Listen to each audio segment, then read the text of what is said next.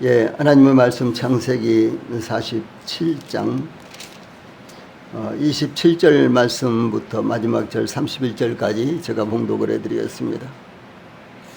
여기 화면에도 있습니다. 제가 봉독을 해드리겠습니다.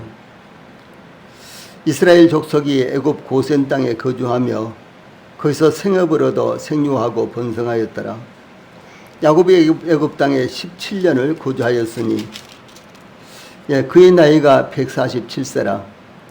이스라엘이 죽을 날이 가까움에 그의 아들 요셉을 불러 그에게 이르되 이제 내가 내게 은혜를 입었거든 청하노니 내 손을 내 허벅지 아래에 넣고 인애와 성실함으로 내게 행하여 애굽의 나를 장사하지 아니하도록 하라. 내가 조상들과 함께 눕거든 너는 나를 애굽에서 메어다가 조상의 묘지에 장사하라. 요셉이 이르되 내가 아버지의 말씀대로 행하리이다.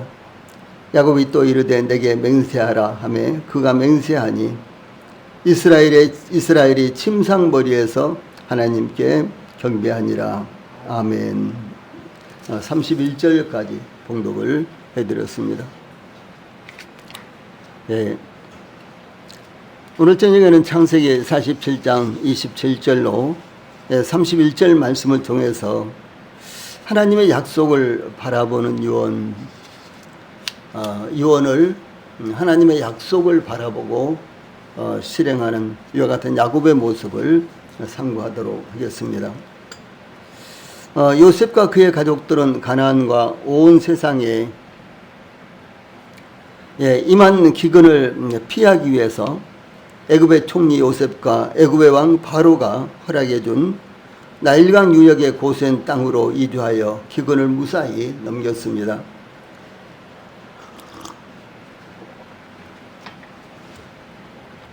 고센 땅으로 이주한 야곱과 그의 가족들은 기근의 영향을 전혀 받지 않고 이주한 이후로도 5년이나 계속된 기근을 안전하게 보냈습니다. 이와 같이 야곱과 그의 가족들이 7년의 기근을 안전하게 보낼 수 있었던 것은 하나님께서 예비하신 요셉을 통해 이루어진 것이었습니다. 그 후에 요셉은 애굽 백성들에게 곡식을 팔아 애굽 왕국을 부강하게 하였는데 애굽의 모든 돈과 가축과 토지와 백성들까지 왕국의 소유가 되게 하였습니다. 요셉은 토지 개혁과 증세 개혁을 이루었는데 애굽 백성들은 마치 하나님의 은혜를 입은 것처럼 요셉을 존귀하게 여겼습니다. 그러나 야곱과 그의 가족 이스라엘은 애굽에서 거주하였지만 애굽의 영향을 받지 않고 보존되었으며 그들에게 허락된 고센 땅에 거주하면서 하나님의 백성으로서 번성하였습니다. 이어진 본문은 야곱이 죽을 날이 가까워오자 요셉을 불러 유언을 남긴 내용이 기록되어 있습니다. 야곱의 유언은 하나님의 약속이 성취되어가는 하나의 고리가 되고 있습니다. 제일 먼저 27절을 통해서 우리는 애굽에 정착한 이스라엘에 대해서 살펴보도록 하겠습니다. 흉년이 시작되고 둘째 해에 둘째 해가 되었을 때 야곱과 그의 가족들이 애굽으로 이주함으로 애굽에서 5년 동안 흉년을 보냈습니다. 야곱의 가족들이 거주하는 고센 땅은 땅의 좋은 곳 6절에 그렇게 나와 있고요. 11절에는 애굽의 좋은 땅 람셋 이렇게 묘사가 되어 있습니다. 이 고센은 세상을 상징하는 애굽에서 가장 좋은 땅이었습니다. 요셉은 아버지와 그의 형들과 그의 아버지의 온 집에 그 식구를 따라서 먹을 것을 주어서 복량을 했습니다. 이와 같이 야곱과 그의 가족들은 애굽에서 가장 좋은 땅, 애굽에서 가장 좋은 땅에 거주하고 있었지만, 그러나 그 애굽에서 가장 좋은 땅이라고 할지라도 그 땅에서 계속해서 살기를 원하지 않았습니다. 심지어 야곱이 죽었을 때 본문 가운데 그런 내용이 이제 유언이 나오잖아요. 자기가 죽으면은 애굽에 매장하지 말고 이 약속의 땅 가나안 땅에 매장을 해라. 이렇게 유언을 남기는 이와 같은 모습을 볼 수가 있는 것입니다. 예, 그래서 세상이 아무리 좋다고 할지라도, 예, 세상이 아무리 좋다고 할지라도 그것은 하나님의 백성들이 원하는 것은 아니다라고 하는 사실을 말씀하고 있는 것입니다.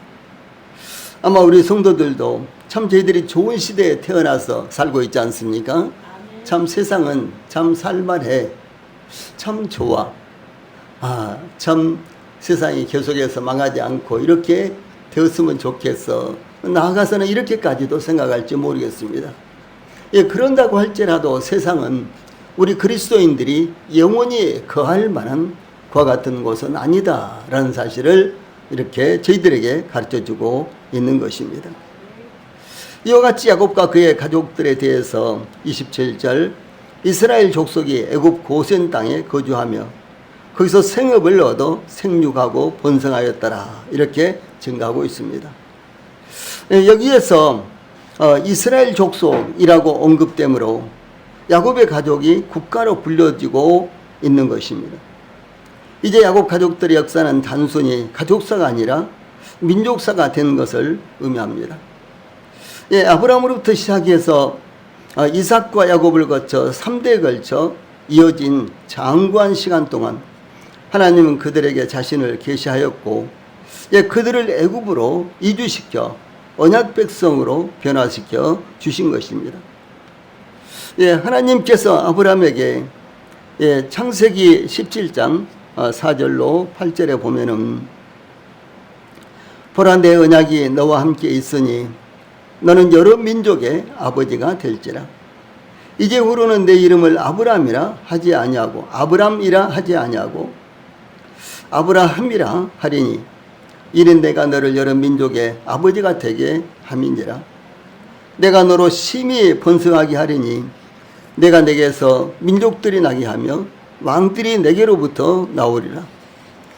내가 내 언약을 나와 너 및 내 대대 후손 사이에 세워서 영원한 언약을 삼고 너와 내 후손의 하나님이 되리라. 내가 너와 내 후손에게 내가 거류하는 이 땅 곧 가나안 온 땅을 주어 영원한 기업이 되게 하고 나는 그들의 하나님이 되리라. 이렇게 말씀을 하시고 약속의 말씀 이렇게 약속하셨는데 그 약속의 말씀을 이루어가고 계셨던 것입니다.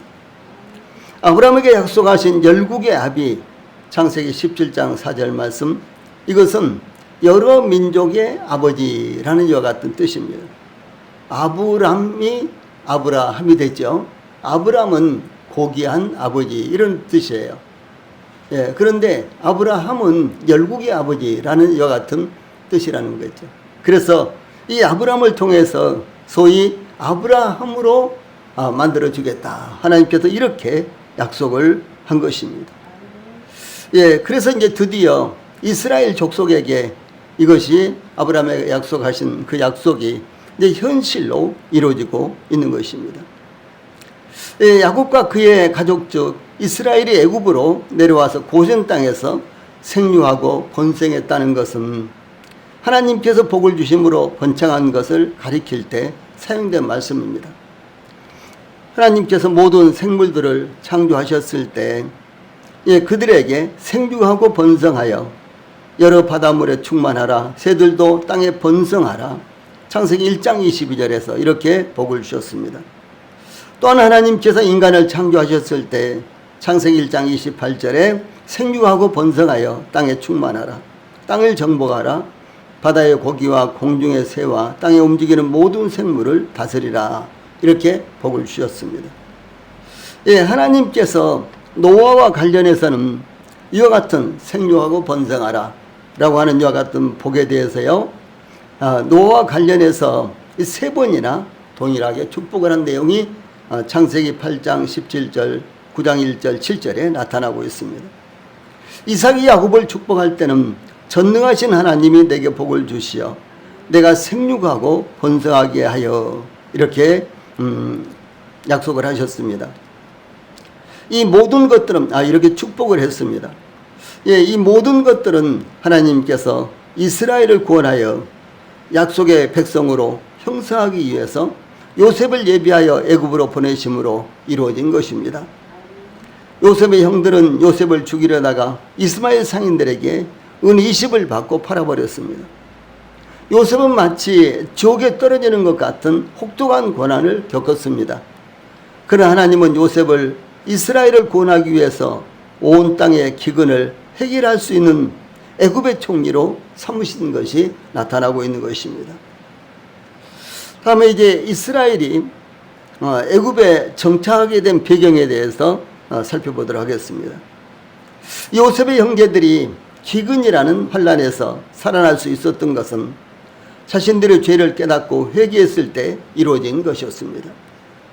요셉의 형제들이 회개할 때 창세기 45장 1절에 요셉이 시종하는 자들 앞에서 그 정을 억제하지 못하여 소리질러 모든 사람을 자기에게서 물러가라 하고 그 형제들에게 자기를 알리니 그때에 그와 함께한 다른 사람이 없었더라 라고 요셉이 자신을 밝히는 모습을 기록하고 있습니다.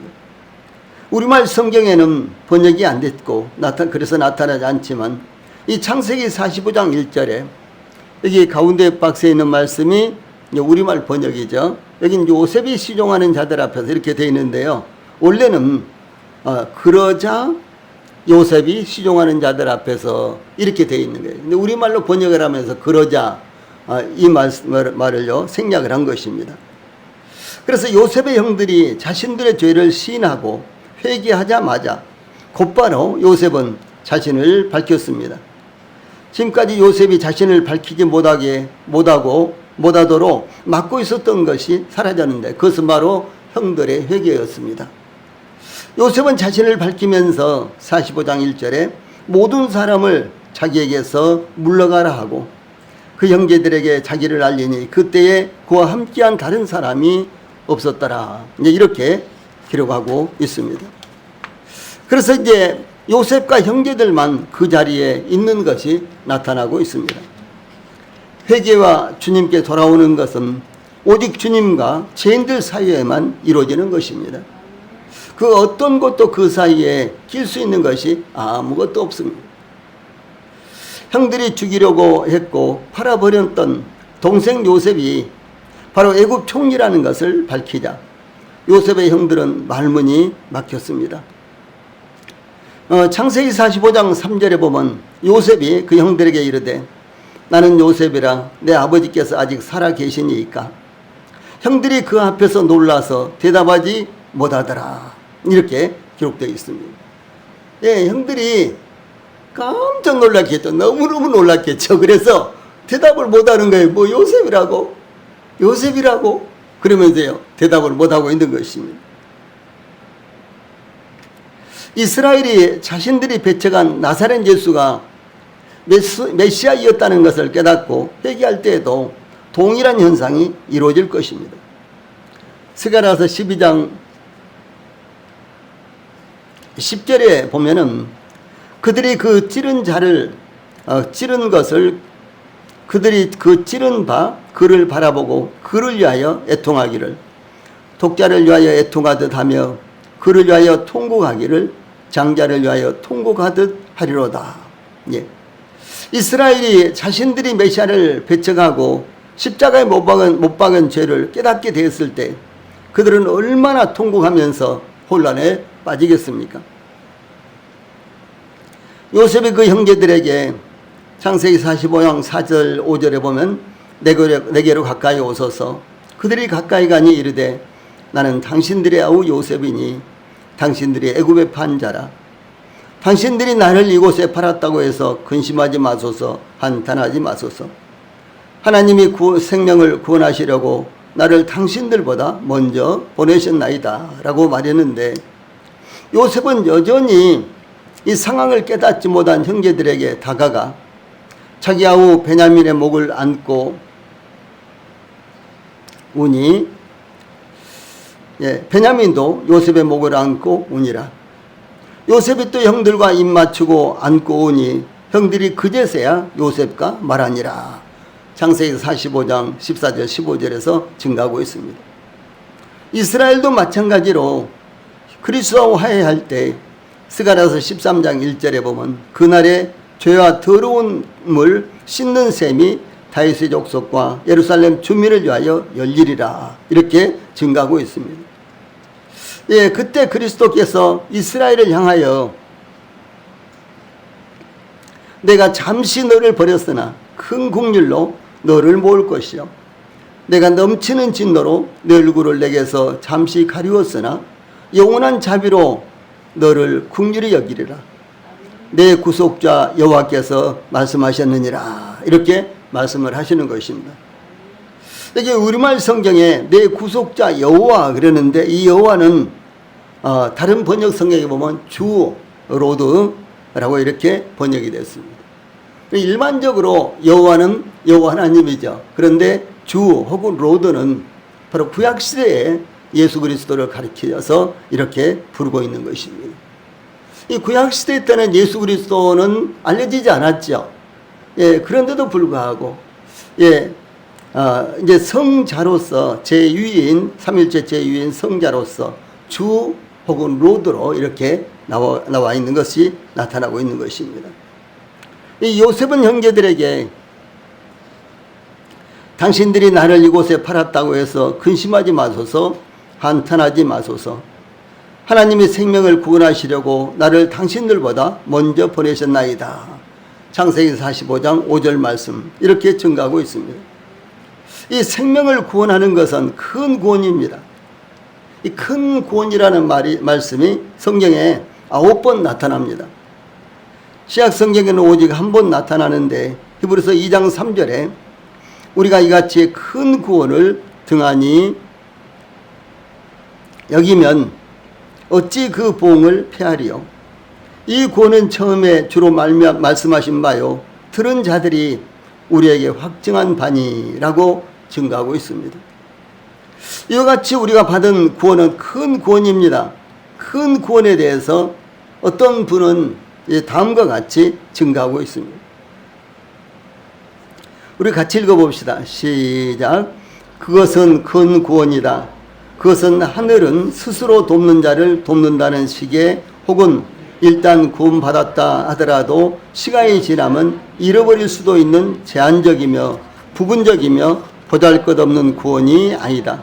결코 그렇지 않다. 그것은 그리스도께서 십자가에서 완성하신 사역의 결과로서 이루어진 큰 구원이다. 큰 구원 외에 도대체 무엇이 우리와 같은 죄인을 구원할 수 있단 말인가? 우리는 모두 큰 죄인이며 우리의 죄는 큰 죄이다. 그러므로 우리는 큰 구원을 필요로 한다. 큰 구원 외에는 그 어느 것도 우리에게 소용이 없다. 친구여, 나는 당신이 그것을 취하기를 바란다. 부디 그것을 대수롭지 않게 여기지 말라. 우리가 이같이 큰 구원을 등한히 여기면 어찌 그 보응을 피하리요. 히브리서 2장 3절에 이렇게 기록하고 있습니다. 예, 저희들이 받은 구원 큰 구원입니다. 예, 이 세상에서 잠깐 도움을 받는다거나 뭐 병을 고친다거나 뭐 어려웠을 때 누구의 도움을 받는다든가 뭐 이런 정도가 아니라 저희들의 구원은요 큰 구원입니다. 예, 영원한 구원입니다. 그래서 큰 구원이라는 사실을 우리 성도들이 계속해서 마음 가운데 그렇게 가지시기를 바랍니다. 예, 가나안 땅은 하나님께서 아브라함과 이삭과 야곱에게 약속하신 기업의 땅이었습니다. 예, 그런데 창세기 42장 5절 보면 이스라엘의 아들들이 양식 살아간 자 중에 있으니 가나안 땅에 기근이 있음이라. 이런 말씀이 나타나고 있습니다. 이 가나안 땅에는 하나님께서 선택하신 사람들을 위해 기업으로 주신 땅이었는데 그래서 여타 땅과는 다른 땅이었습니다. 예, 애굽 땅과도 달랐고요. 예, 다른 데 있는 땅들과 전혀 달랐습니다. 가나안 땅은 아브라함과 이삭과 야곱에게 약속하신 하나님께서 약속하신 기업의 땅이었습니다. 예, 가나안 땅에는 하나님께서 선택하신 사람들을 위해서 기업으로 주신 땅이었는데 그 땅에는 그들이 먹고 생명을 얻어 살아갈 만한 아무 먹을 것이 없었다라고 하는 것입니다. 예, 그러므로 야곱은 그의 아들들에게 창세기 42장 2절에 내가 들은 적 저 애굽에 곡식이 있다 하니 너희는 그리로 가서 거기서 우리를 위하여 사오라. 그러면 우리가 살고 죽지 아니하리라 라고 지시를 했습니다. 비록 하나님께서 주신 기업의 땅이었지만 죄를 범한 야곱의 아들들, 곧 불경건한 사람들의 거주하는 곳에는 기근이 임할 수밖에 없는 것입니다. 예, 그들은 하나님의 생명에서 단절된 채 영적 기근 가운데 떨어진 세상에서 살고 있는 것입니다. 그러므로 하나님께서 그들에게 참된 양식을 제공하시기 위해 굶주리게 하셨으며, 그들의 회개를 통해서 이루어지기 때문에 세상을 상징하는 애굽으로 보내신 것입니다. 아버지의 집을 떠난 탕자가 경험한 것도 똑같았습니다. 그는 아버지의 곁을 떠나는 것이 자유스럽고 영혼의 만족을 누릴 것으로 생각되었으나 오래지 않아 돼지가 먹는 취업 열매조차 배불리 먹을 수 없었습니다. 이것은 하나님을 떠난 사람의 모습을 바로 표현한 것입니다. 그래서 하나님을 떠난 사람들, 당연히 영적으로 고갈되겠죠. 그것뿐만 아니라 육신적으로도 고갈될 위험을 안고 있다라는 사실을 이렇게 말씀하고 있는 것입니다. 가나안 땅의 양식이 떨어지자 창세기 42장 3절에 요셉의 형 10사람이 애굽에서 곡식을 사려고 내려갔으나 라는 말씀에서 사려고, 사다라는 이와 같은 말씀은 대단히 중요한 의미가 담겨 있는데, 이 본장 앞부분에서부터, 그러니까 42장에 5번 나타나고 있습니다. 요셉의 형제들은 필요한 양식을 구하는데 값을 치르고 사는 것 외에 다른 어떤 생각도 하지 못했으며 그들에게는 다른 방도가 전혀 없었습니다. 그러나 실제로 그들은 양식값에 해당되는 돈을 준비하고 애굽으로 내려갔지만, 그러나 그들이 양식을 가지고 돌아와서 보니까 양식은 그들이 돈을 주고 샀는 줄로 알았는데요, 그 돈이 그들의 자루에 그대로 있었지 않습니까? 그래서 그들이 양식을 돈을 주고 사러 갔지만 사실은 공짜로 가져온 것이었습니다. 이 두 번째도 마찬가지였습니다. 그리고 흉년이 이제 야곱과 그의 가족들이 애굽으로 이주한 이후에도 흉년이 5년 동안이나 계속되는데 그들은 돈을 내고 양식을 사 먹은 것이 아니라 요셉을 통해서 무상으로 5년 동안 풍족하게 공급을 받았다는 사실을 알 수가 있는 것입니다. 그래서 이 자연인의 생각은, 그러니까 구원받지 못한 사람들, 세상 사람들의 생각은 이 하나님으로부터 선물을 받는 수준으로까지 나가지 못하는 것입니다. 자연인은 항상 값을 치르거나 혹은 어떤 공로를 지불해야만 하나님으로부터 인정을 받고 은총을 얻으며 받아들여진다고 이렇게 생각하는 것입니다. 그래서 구원받지 못한 사람들, 교회는 다녀도요, 기독교인이라고 할지라도 구원받지 못한 사람들은 항상 이런 생각을 하고 있는 것입니다. 나아만은 그의 나병을 고치기 위해서 열왕기하 5장 5절에 보면 은 10달란트와 금 6,000개와 의복 10벌을 가지고 선지자 앞에 나아갔습니다. 탕자가 아버지의 집으로 돌아올 때 그 아버지에게 나를 품꾼의 하나로 보소서, 누가복음 15장 19절에 이렇게 아버지에게 예언을 하는 내용이 나타납니다.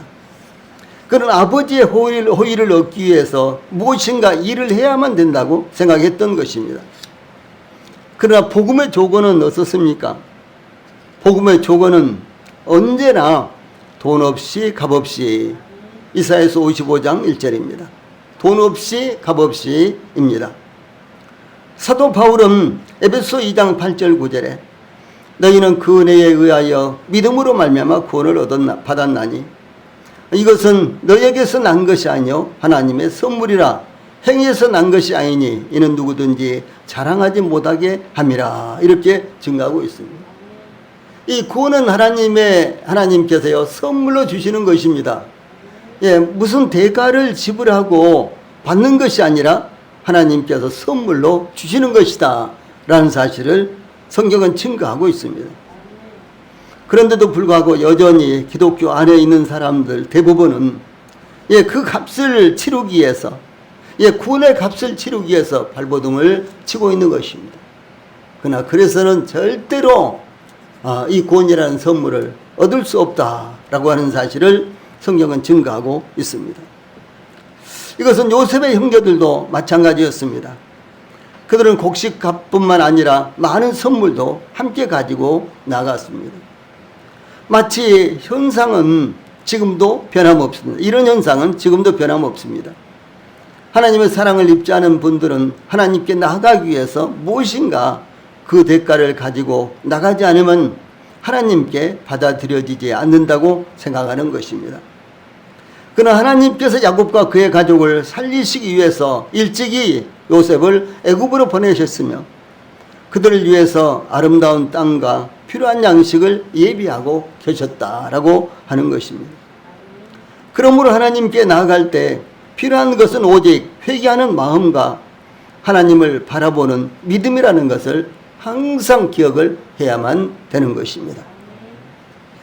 요셉은 형제들에게 자신을 밝힌 후에 창세기 45장 9절에 당신들은 속히 아버지께로 올라가서 아뢰기를 아버지의 아들 요셉의 말에 하나님이 나를 애굽 전국의 조로 세우셨으니 지체 말고 내게로 내려오사 이렇게 지시를 합니다.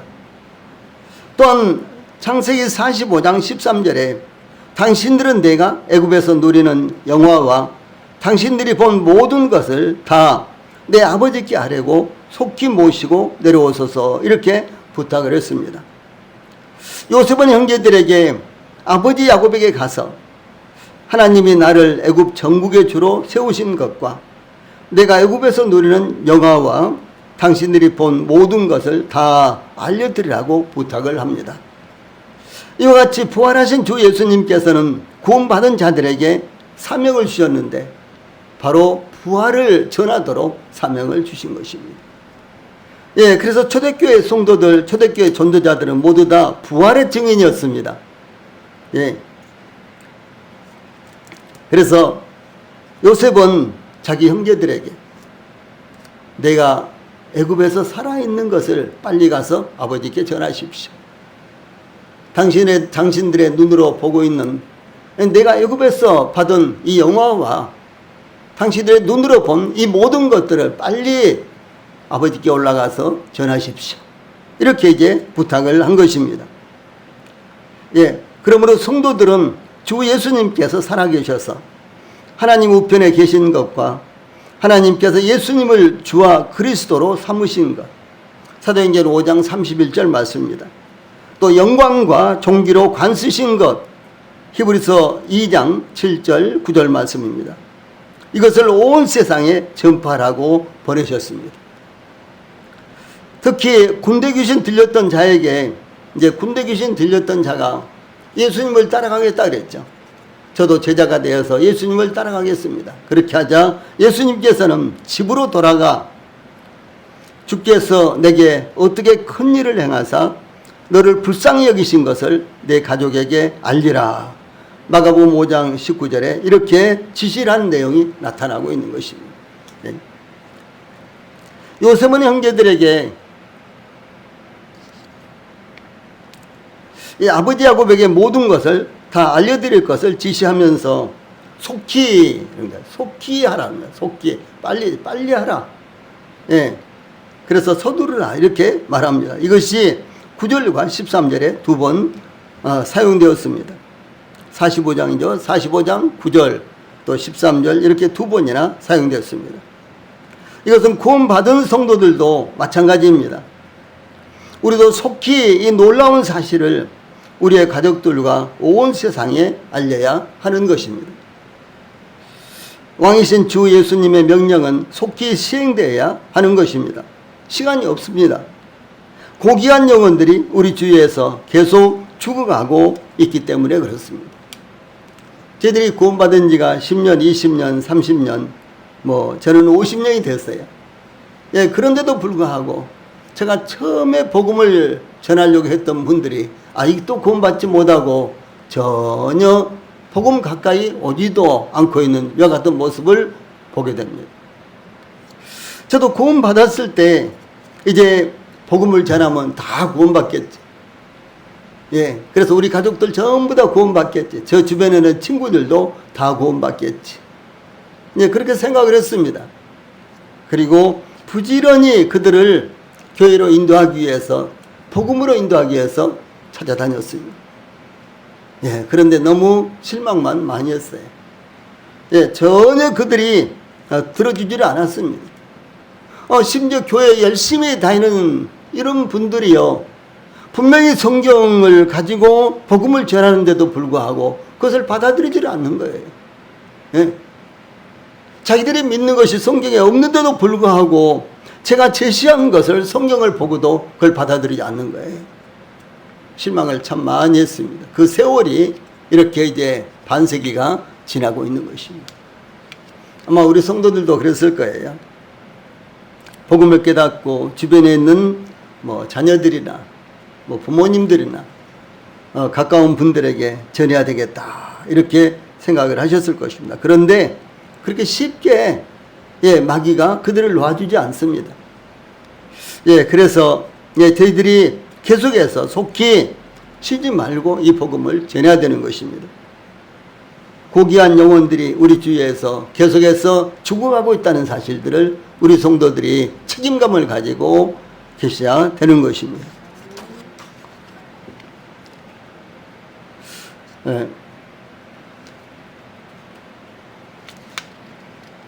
다음에 28절로 31절에는 이 야곱이 맹세하는 이와 같은, 맹세를 시키는 이와 같은 내용이 나타나고 있습니다.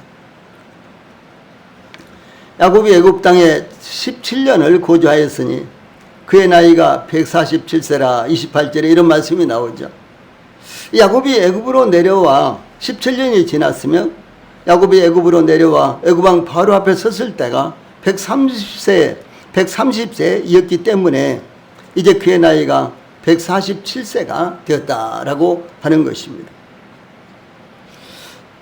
그런데 이제 이어져 나온 말씀 보면은 이스라엘이 죽을 날이 가까움에, 이런 말씀이 29절 초반에 나옵니다. 이 말씀은 다사다난했던 147세에 생애를 살았던 야곱도 이 땅에서의 인생의 여행을 마칠 때가 되었다는 것을 의미합니다. 야곱이 애굽에 내려와 애굽왕 바로 앞에 섰을 때 애굽왕 바로가 내 나이가 얼마냐 이렇게 묻자 야곱은 내 나그네의 길의 세월이 130년이니이다. 내 나이가 얼마 못 되니 우리 조상의 나그네 길의 연조에 미치지 못하나 짧고 험악한 세월을 보낸 나이다. 이렇게 대답을 했습니다. 여기 야곱은 자기의 인생을 나그네 길이라고 이렇게 표현을 한 것입니다. 저희들 모두가 다 나그네로서 이 광야 같은 세상을 가고 있는 것입니다. 나그네가 무엇입니까? 나그네는 집을 떠나서 이제 다음 목적지를 향해서 가고 있는 사람을 가리켜서 나그네라 이렇게 표현합니다. 그런데 신약 성경에 베드로후서에 보면 사도 바울은 모든 그리스도인들을 가리켜서 나그네라 이렇게 나그네라고 이렇게 표현을 하고 있는 것입니다. 그래서 우리 모든 성도들은 나그네의 삶을 살고 있는 것입니다. 그러므로 나그네의 삶을 살고 있기 때문에 우리 모든 성도들이 이 세상 사는 삶을 너무 깊이 생각을 하지 말고 연연하지 마십시오. 나그네는 기껏 해봐야 하루 이틀 어디서 머물다가 그리고 또 떠나가는 것입니다. 나그네가 한 곳에서 깊이 털을 잡고 살면 나그네가 아니죠. 그렇죠. 그런데 하나님께서 저희 그리스도인들, 우리 성도들의 삶을 볼 때 이 세상에서 나그네의 삶을 살고 있다 이렇게 말하는 것입니다. 마치 하룻밤이나 이틀밤을 보내고 또 훌쩍 떠나야 되듯이 저희들이 그런 인생을 살고 있다는 사실을 우리 모든 성도들이 한시도 잊지 않기를 바랍니다. 그 당시 이집트의 문헌에는 이집트인들의 수명이 110세, 110살, 110세였다고 이렇게 전해지고 있습니다. 그런데 야곱은 130세에 애굽에 도착했고 그리고 17년이 지나서 야곱의 애굽에서의 생활은 17년 동안 이어졌던 셈입니다. 2024년 현재 우리나라의 여성 평균 수명은 90.7세입니다. 남성 평균 수명은 86.3세로 알려지고 있습니다.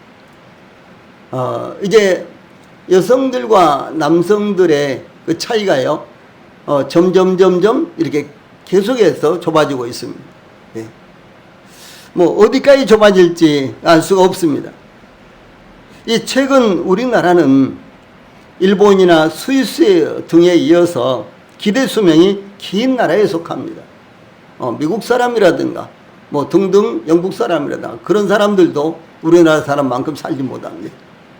예, 기대 수명도 높을 뿐만 아니라 실제 평균 수명도 우리나라가 세계 정상을 가고 있는 것입니다.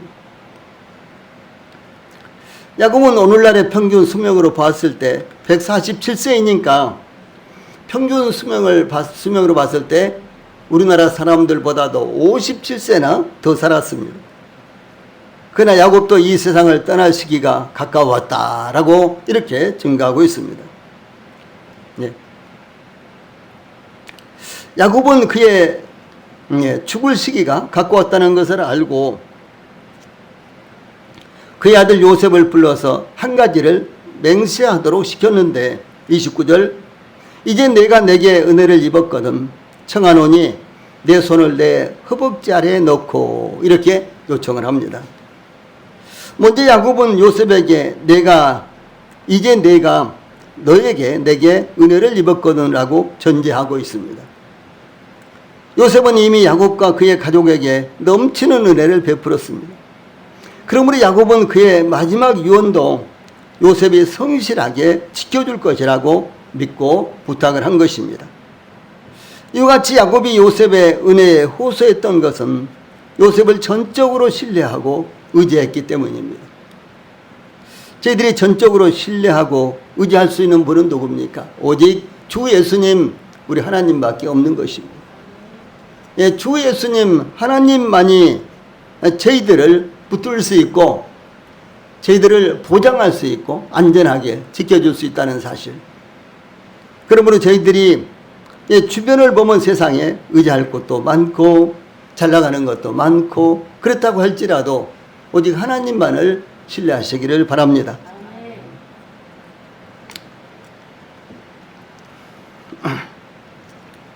이 야곱은 요셉에게 청하노니 내 손을 내 허벅지 아래에 넣고 라고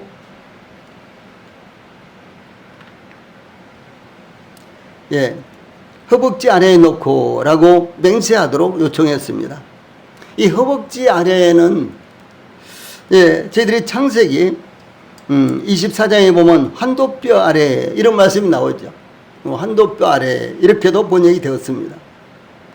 아브라함도 자기 집 모든 소유를 맡은 늙은 종에게 이삭의 신부를 구하기 위해서 새 번역은 허벅지 밑에 이렇게 되어 있는데 구번역은 환도뼈 이렇게 되어 있죠. 환도뼈 아래. 그럼 내 허벅지 밑에 내 손을 넣으라. 창세기 24장 2절에 이렇게 맹세를 시켰습니다. 이와 같은 맹세는 이 생명의 근원이 거기에 있다고 생각했기 때문입니다. 그러므로 이 맹세는 곧 하나님 앞에서 가장 엄숙한 맹세가 되는 것입니다. 야곱이 요셉에게 이 맹세시킨 것은 인애와 성실함으로 내게 행하여 애굽의 나를 장사하지 아니하도록 하라. 내가 조상들과 함께 눕거든 너는 나를 애굽에서 메어다가 조상의 묘지에 장사라. 이것이었습니다. 29절 30절이죠. 야곱은 요셉이 인애와 성실함으로 내게 행하여 즉 요셉에게 맹세시킨 것을 사랑 혹은 인자와 성실함으로 지켜달라고 요청을 합니다. 그리고 계속해서 은혜를 베풀어 맹세시킨 것을 지켜달라고 요청한 것입니다. 야곱이 요셉에게 이 맹세시키면서 요청한 것은 애굽의 나를 장사하지 아니하도록 하라. 내가 조상들과 함께 눕거든 너는 나를 애굽에서 메어다가 조상의 묘지에 장사하라. 29절 30절이죠. 이렇게 요청합니다. 야곱이 내가 조상들과 함께 눕거든 이라고 말한 것은 어떤 감상적인 말이 아니라 육체적인 죽음을 의미하는 것이었습니다. 그런데 왜 중요한 것이 왜 애굽에서 메어다가 조상의 묘지에 장사라고 하였을까요? 히브리서 11장 21절에 보면 믿음으로 야곱은 죽을 때에 요셉의 각 아들에게 축복하고 이제 48장에 요셉의 두 아들에게 축복하는 내용이 나옵니다. 그래서 요셉의 각 아들에게 축복하고 그 지팡이 머리에 의지하여 경배하였으며 라고 믿음으로 부탁한 요청이었다는 것을 밝히고 있습니다. 즉 야곱은 이스라엘에 대한 하나님의 약속들, 곧 가나안 땅을 소유하리라는 약속과 장차 올 구세주를 통해 세상 온 족속이 복을 받으리라 라고 하는 그 약속을 계속해서 믿고 있었던 것입니다. 하나님께서 아브라함에게 너는 너의 본토 친척 아비 집을 떠나 내가 내게 지시할 땅으로 가라. 이렇게 이제 아브라함을 부르시면서 이제 아브라함에게 복을 주시는데 너는 복의 근원이 될 것이다. 세상 모든 족속이 너로 말미암아 복을 받을 것이다. 이렇게 창세기 12장 1절에서 3절에 이렇게 약속을 합니다. 예, 아브라함을 통해서 세상 모든 족속들이 복을 받을 것이다. 무엇을 말하는 것입니까? 바로 아브라함의 후손을 통해서 그리스도 메시아가 태어날 것을 말씀하시고 그 메시아를 통해서 세상 모든 족속들이 이 구원의 복을 받을 것을 말씀을 하신 것입니다. 예, 그러므로 야곱은 바로 하나님께서 아브라함에게 약속하신 이 약속의 말씀을 믿고 그리고 그것을 믿고 있다는 증거로서요 하나님께서 약속하신 가나안 땅에 나를 묻어달라고 이렇게 요청을 한 것이었습니다. 또한 야곱은 요셉에게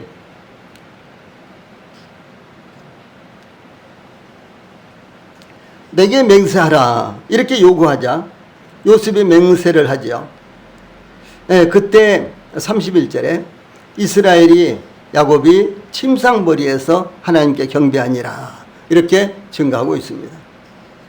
요셉이 맹세하자 야곱은 하나님 앞에 경배를 했습니다. 이것은 야곱이 오직 애굽의 좋은 땅 고센에서 자신과 가족들이 영원히 사는 것을 원하는 것이 아니라 하나님께서 약속하신 가나안 땅에서 살고 묻히는 것이 유일한 소망이었다는 것을 의미를 합니다. 비록 하나님께서 이제 인도하셨고 그리고 가나안 땅이 기근으로 말미암아 먹을 것이 없어서 그가 자기의 가족들을 이끌고 요셉과 바로가 초청을 해서 애굽에 내려와서 고센 땅의 터전을 잡았지만 그 고센 땅은 애굽에서 가장 좋은 땅이었습니다. 그 좋은 땅의 터전을 잡았지만 야곱의 마음은 항상 가나안 땅에 있었던 것입니다. 가나안 땅이 하나님께서 주신 영원한 땅이요 바로 하나님께서 약속하신 약속의 땅이라는 사실이 야곱에게는 항상 그 마음 가운데 있었다라고 하는 사실입니다. 그래서 하나님께서 약속하신 가나안 땅에서 살고 묻히는 것이 유일한 소망이었다는 것을 의미합니다. 이것은 자신뿐만 아니라 그의 후손들 모두가 하나님의 약속을 굳게 붙들고 살아가기를 원했던 표현인 것입니다. 이와 같이 우리 성도들뿐만 아니라 우리 모든 성도들의 가족들까지도 하나님께 소망을 두고 살아갈 수 있게 되기를 바랍니다. 기도하시겠습니다.